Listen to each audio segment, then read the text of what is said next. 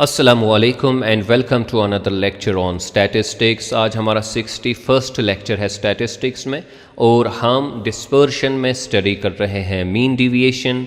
आज हमारा दूसरा लेक्चर है मीन डिविएशन पे। इससे पहले वाले लेक्चर में हमने स्टडी किया कि मीन डिविएशन हम किसे कहते हैं, इसको कैसे मेजर किया जाता है, और कैलकुलेशन में हमने देखा कि इंडिविजुअल सीरीज़ और डिस्क्रीट सीरीज़ के लिए मीन डिविएशन के वैल्यूज़ को कैसे कैलकुलेट किया जाता है। आज के लेक्चर में हम कंटिन्यूस सीरीज़ पे फोकस करेंगे कि यहाँ पे मीन डिविएशन के वैल्यू को कैसे कैलकुलेट किया जाता है, और फाइनली हम मेरिट्स और डिमेरिट्स पे अपने लेक्चर का इख्तिताम करेंगे। तो कुछ बुनियादी चीज़ें जो आपने यहाँ पे याद रखनी है। देखिए, लास्ट लेक्चर में आपने देखा कि हमने जो फार्मूला का यूज़ किया वो था summation of x minus x बार।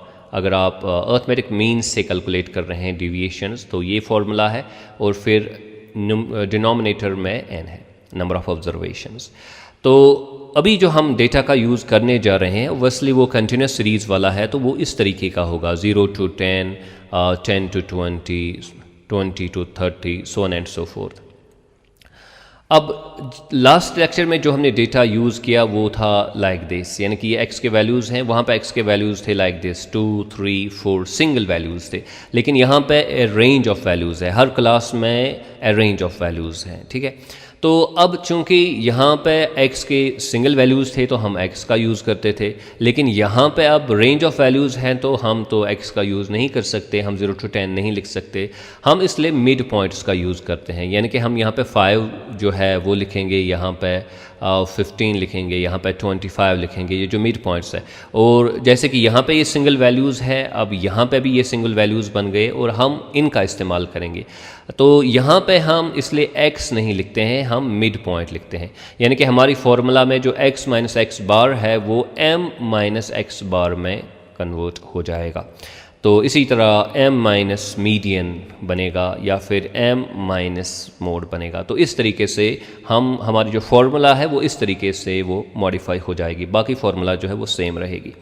दूसरी चीज़ जो आप जानते हैं लास्ट लेक्चर से वो ये है कि चूँकि हमें डिविएशन को कैलकुलेट करने के लिए हमें मालूम होना चाहिए कि अर्थमेटिक मीन का वैल्यू क्या है, मीडियन का वैल्यू क्या है, मोड का वैल्यू क्या है, तो इसलिए पहले हमें जो है जो कंटिन्यूस सीरीज़ वाला डेटा हमारे सामने होगा उसमें हमने पहले अर्थमेटिक मीन, मीडियन और मोड के वैल्यूज़ को कैलकुलेट करना होता है, और तब जाके हम बाकी प्रोसेस फिर करते हैं।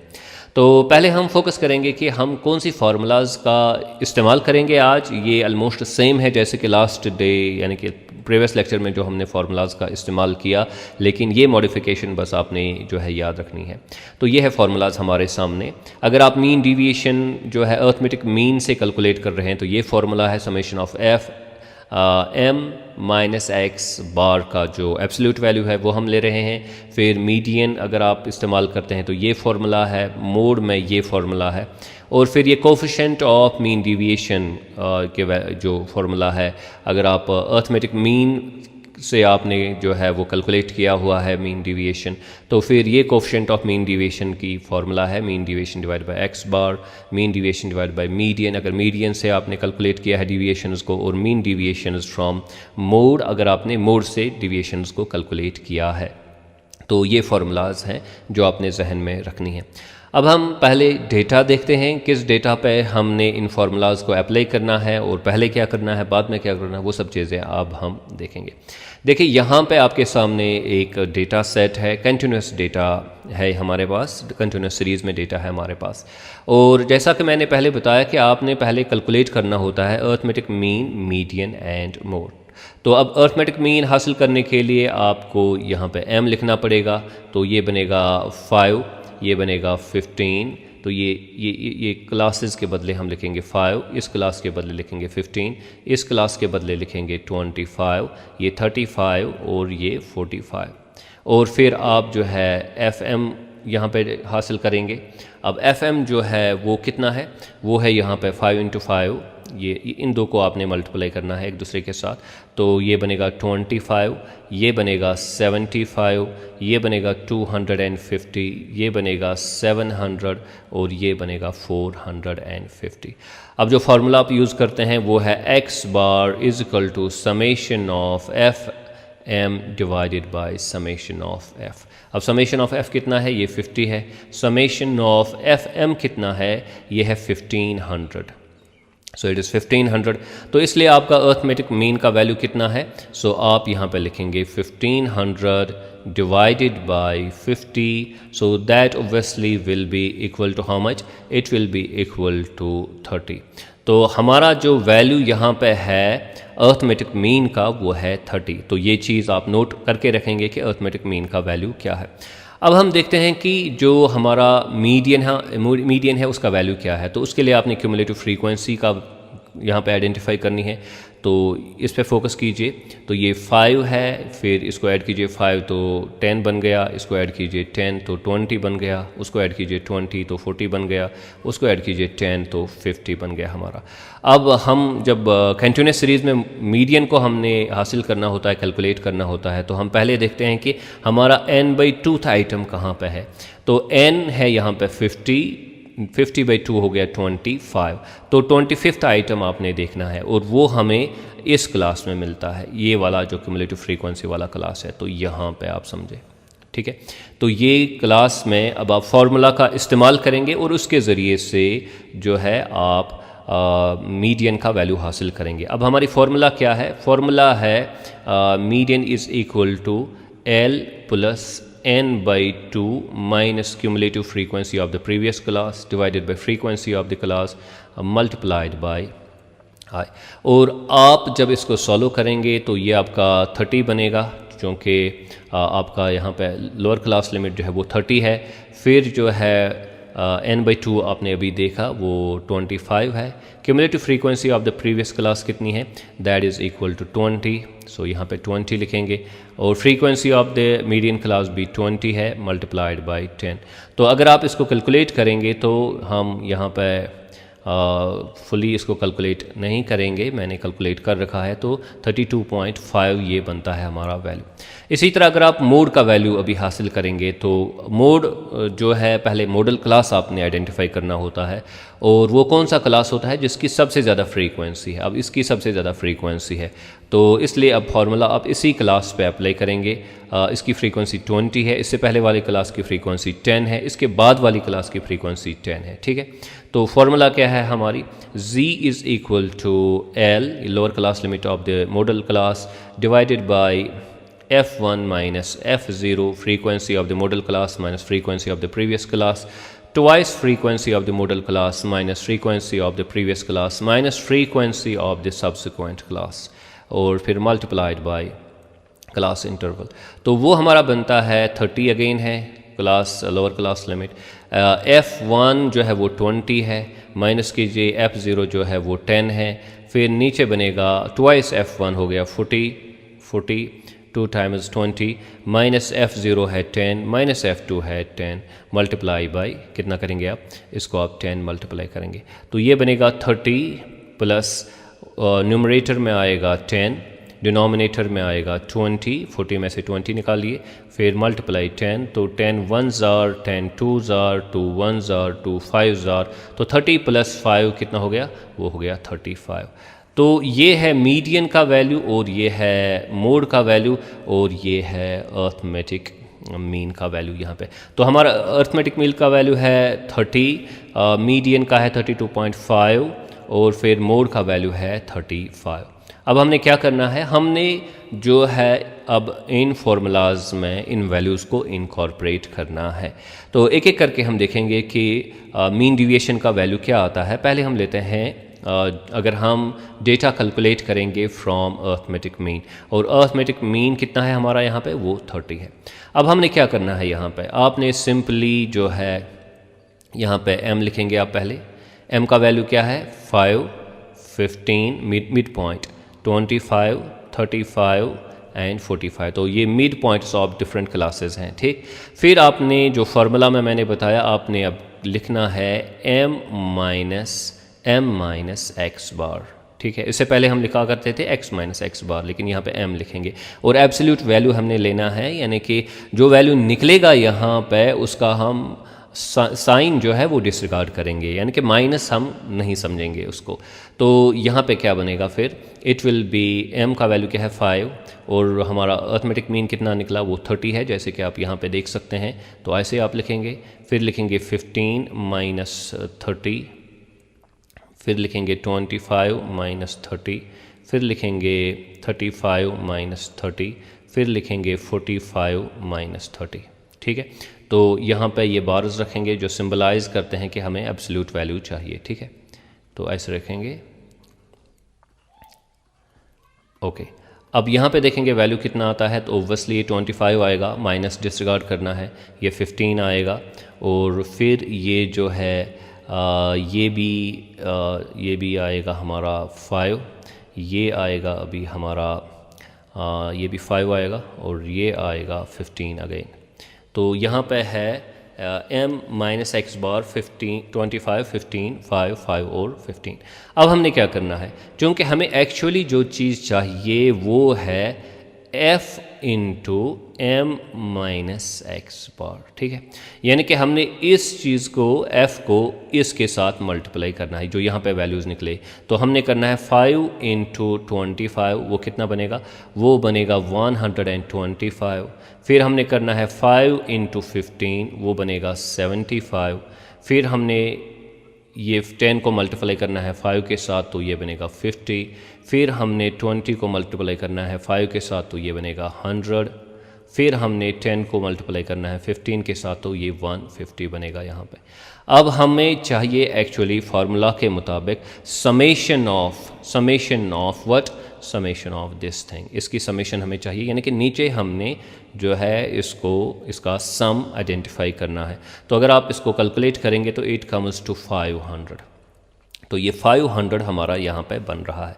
अब हम जो है फार्मूला का यूज़ करेंगे। हमने देखा कि mean deviation from arithmetic mean is equal to summation of f into M minus x bar divided by n। ठीक है, तो ये जो न्यूमरेटर हमारा यहाँ पे निकला दैट इज़ इक्वल टू 500, और डिनोमिनेटर जो हमारा है नंबर ऑफ ऑब्जर्वेशन 50 है। So obviously that will be equal to how much, it will be equal to 10। तो हमारा मीन डिविएशन जो यहाँ पे है वो है 10, मीन डिविएशन 10 है, यानी कि एवरेज में हर वैल्यू जो है वो बाई 10 यूनिट्स डिफ़र करता है, डिफरेंट है फ्रॉम द अर्थमेटिक मीन।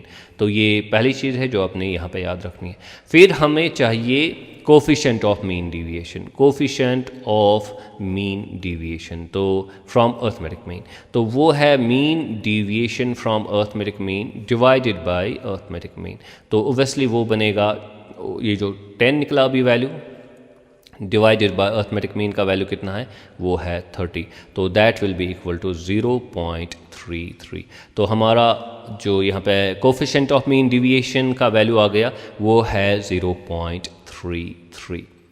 अब हम आते हैं मीडियन से अगर हम वैल्यू लेंगे, तो मीडियन से अगर हम कैलकुलेट करेंगे डिविएशंस को, तो मीडियन है हमारा 32.5 जो हमने अभी कैलकुलेट किया। अगेन आप यहाँ पे मिड पॉइंट आइडेंटिफाई करेंगे, वो है 5, फिर है 15, फिर है 25, फिर है 35 और फिर है 45। अब आपने क्या करना है, आपने सिंपली देखना है m minus median, mid point minus जो मीडियन यानी कि एवरेज जो आपका निकला। तो दैट मीन्स कि यहाँ पे हम लिखेंगे 5, मिड पॉइंट 5 है इस क्लास का, और मीडियन कितना है, मीडियन है 32.5। फिर यहाँ पे लिखेंगे 15 माइनस 32.5, फिर यहाँ पे लिखेंगे 25 माइनस 32.5, यहाँ पे लिखेंगे 35 माइनस 32.5, यहाँ पे लिखेंगे 45 माइनस 32.5। ठीक है, लेकिन हम जो है इनका एब्सोल्यूट वैल्यू लेंगे, यानी कि साइन को डिसरिगार्ड करेंगे, जो भी यहाँ पे वैल्यू हमारा सामने आ जाएगा तो ये ऐसे होगा। तो यहाँ पे वैल्यू जो आता है सामने वो है 27.5, यहाँ पे आता है 17.5, यहाँ पे आता है 7.5, यहाँ पे आता है 2.5 और यहाँ पे आता है 12.5। ठीक है, अब हमने फर्दर क्या करना है, देखिए हमें एक्चुअली जो चीज़ चाहिए वो है f into M minus M. ठीक है, मिड पॉइंट माइनस मीडियन, यानी कि हमने इसको मल्टीप्लाई करना है इसके साथ। अब ये आप देख सकते हैं हमने एक्चुअली मल्टीप्लाई करना है, we have to multiply these two, 5 multiplied by 27.5, ठीक है। तो that obviously will be equal to 137.5। फिर है 5 multiplied by 17.5, now it is 87.5। फिर है 10 multiplied by 7.5, that is equal to 75.0। 20 multiplied by 2.5, so that will be equal to 50। और फिर 10 multiplied by 12.5, and obviously that will be equal to 125। Okay, अब हमें चाहिए क्या फार्मूला के मुताबिक चाहिए इसका समेशन हमें, तो वो यानी कि इसका समेशन हमें चाहिए, वो हम नीचे निकालेंगे। तो ये है यहाँ पर वैल्यू इसका 475, ठीक है। तो ये वैल्यू हमारा आता है समेशन ऑफ दिस, ठीक है। तो अब हम फार्मूलाज को यहाँ पे लाएंगे। तो आपका जो मीन डिविएशन है from median, so that will be equal to summation of F into absolute value of mid point minus median divided by N. N है नंबर ऑफ ऑब्जर्वेशन, जो 50 हम जानते हैं। तो यहाँ पे जो समेशन ऑफ ये न्यूमरेटर का वैल्यू निकला वो है 450। यहाँ पे आप देख सकते हैं, सॉरी 475, इट इज़ 475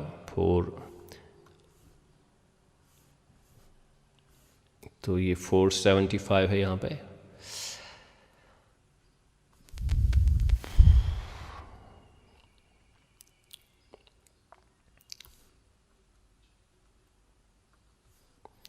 तो ये 475 है, we will write it like this, 475 divided by 50, so that is equal to 9.5, that is equal to 9.5। फिर कोफिशिएंट ऑफ मीन डिविएशन वो क्या है, वो है mean deviation from median divided by median. Obviously that is 9.5 divided by median का value क्या है 32.5, so that obviously is equal to 0.29। तो ये यहाँ पे वैल्यू हमारा आ रहा है किसका, जो मीडियन है और coefficient of sorry mean deviation from median and coefficient of mean deviation from median. अब हम आते हैं यहाँ पे जो मोड से अगर हम यहाँ पे डिविएशंस को कैलकुलेट करेंगे तो मोड का वैल्यू यहाँ पे जो है दैट इज़ इक्वल टू 35, जो हमने पहले ही कैलकुलेट किया हुआ है। अगेन आप यहाँ पे क्या करेंगे, आप मिड पॉइंट लेंगे, तो ये 5 है, ये 15 है, ये 25 है, ये 35 है, ये 45 है। फिर आप करेंगे m माइनस मोड, ठीक है, मिड पॉइंट माइनस मोड, तो वो हमारा बनेगा यहाँ पे mid point is equal to 5 minus mode is equal to 35, फिर 15 माइनस 35, फिर 25 माइनस 35, फिर 35 माइनस 35 एंड देन फिर 45 माइनस 35। अगेन आप जो है इनका एब्सोल्यूट वैल्यू लेंगे, यहाँ पे साइनस को जो है वो डिसरिगार्ड करेंगे, तो आप ऐसे रखेंगे। तो यहाँ पे वैल्यू आ गया हमारा 30, यहाँ पे हमारा वैल्यू आ गया 20, यहाँ पे 10, यहाँ पे 0 और यहाँ पे 10। अब हमने क्या करना है, हमने इन दो को अब मल्टीप्लाई करना है, इसको और इसको, यानी कि इसके वैल्यूज़ और यहाँ पे इसको, यानी हमने मल्टीप्लाई करना है, we have to multiply 5 with 30। तो यहाँ पे हम लिखेंगे एफ एम माइनस जी, ठीक है। तो वो है 5 इंटू 30 कितना हुआ 150, फिर 5 इंटू 20 कितना हुआ वो हुआ 100, 10 इंटू 10 कितना हुआ वो भी है 100, 20 इंटू 0 हो गया 0, 10 इंटू 10 कितना हो गया वो है 100। तो अगर आप ये देखेंगे इट इज़ 450। तो अभी हमारा जो इसका वैल्यू निकला, इसकी समेशन का वैल्यू निकला, तो वो 450 है। अब हम क्या करेंगे, अब हम जो है फॉर्मूला का यूज़ करेंगे। तो मीन डिविएशन फ्रॉम z यानी कि mode is equal to summation of F M minus Z absolute value divided by N. तो ये आपका निकला 450 समेशन और डिवाइडेड बाई कीजिए 50, तो यहाँ पे जो आपका वैल्यू निकला वो है 9, यानी कि मीन डिविएशन का वैल्यू आपका कितना निकला, दैट इज़ इक्वल टू 9। अब अगर आपने निकालना है वैल्यू, कैलकुलेट करना है coefficient of mean deviation from z, तो that is mean deviation from z divided by z यानी कि मोड, तो वो बनेगा 9 जो हमने अभी वैल्यू निकाला यहाँ पे कैलकुलेट किया, 9 divide by 35 and obviously that is equal to 0.25। तो इस तरीके से हमने जो कंटिन्यूस सीरीज़ में कैसे कैलकुलेट किया जाता है मीन डिविएशन को, कोफिशिएंट ऑफ मीन डिविएशन को, वो चीज़ें हमने यहाँ पर स्टडी की। अब हम अपने फाइनल पॉइंट पे आते हैं कि भाई इसके मेरिट्स और डिमेरिट्स क्या हैं। जो मीन डिविएशन है as a measure of dispersion, तो इसके पॉजिटिव पॉइंट्स क्या है और नेगेटिव पॉइंट्स क्या है, मेरिट्स क्या है, डिमेरिट्स क्या है। तो पहले आप जानते हैं कि ये जो हमने प्रोसेस किया ये उतना कॉम्प्लिकेटेड नहीं है, it is a relatively simple procedure जिसके ज़रिए से हम आसान है कैलकुलेट करने में भी और अंडरस्टैंड करने में भी आसान है, और इज़िली हम इस चीज़ को अंडरस्टैंड भी कर सकते हैं, कैलकुलेट भी कर सकते हैं। दूसरी चीज़ जो इसकी खसूसियत है, अगर आपने जो इससे पहले हमने किया interquartile range, quartile deviation, coefficient of quartile deviation, तो वहाँ पे हम 25% जो आइटम्स हमारे हैं, ऑब्जर्वेशंस जो हमारी हैं, उनको एक्सक्लूड करते हैं, लेकिन यहाँ पे हम सब के सब आइटम्स को इंक्लूड करते हैं। ठीक है, तो चूँकि हम सब आइटम्स को यहाँ पे इंक्लूड करते हैं, सब ऑब्जर्वेशंस को इंक्लूड करते हैं, इसलिए it is a good major of dispersion from that perspective. और तीसरी इसकी जो खूबी है वो ये है कि इस पर ज़्यादा असर, जो एक्सट्रीम वैल्यूज़ हैं उनका ज़्यादा असर इस पे नहीं होता है। ख़ास तौर पर अगर आप जो है मीडियन और मोड वगैरह का इस्तेमाल करेंगे तो therefore it is a better measure of this dispersion. तो ये 3 इसके पॉजिटिव पॉइंट्स है। अब इसके 3 डिमेरिट्स क्या है। 3 डिमेरिट्स इसके ये है कि ये इनएक्यूरेट हो सकता है, क्योंकि आप जो है आप प्लस माइनस साइनस का जो आप वो ख्याल नहीं रखते हैं, उसका आप जो है लिहाज नहीं करते हैं, तो that becomes weakness in this case. तो साइनस को इग्नोर करना जो है वो एक कमज़ोरी है, वो कोई अच्छी बात एक्चुअली नहीं है। तो जब हम मैथमेटिक्स के साथ डील करेंगे, मैथमेटिकल इश्यूज़ के साथ डील करेंगे, तो वहाँ पे इन साइनस को ये तो फंडामेंटल इम्पोर्टेंस रखते हैं, लेकिन अगर हम इन्हीं को जो है डिस्कार्ड करेंगे, इन पर फोकस नहीं करेंगे, तो फिर ये जो वैल्यू हमारा सामने आ जाता है इसको हम इनएक्यूरेट ही कह सकते हैं।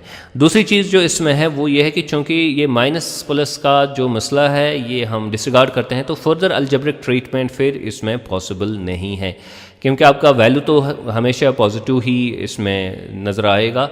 तो इसलिए फ़र्दर, हालांकि अंदर से जो डेटा होगा उसमें माइनस भी होगा, प्लस भी हो सकता है, तो वो फिर एक कमज़ोरी पैदा करता है कि इसको फर्दर अलजेब्रिक ट्रीटमेंट इसका नहीं हो सकता है।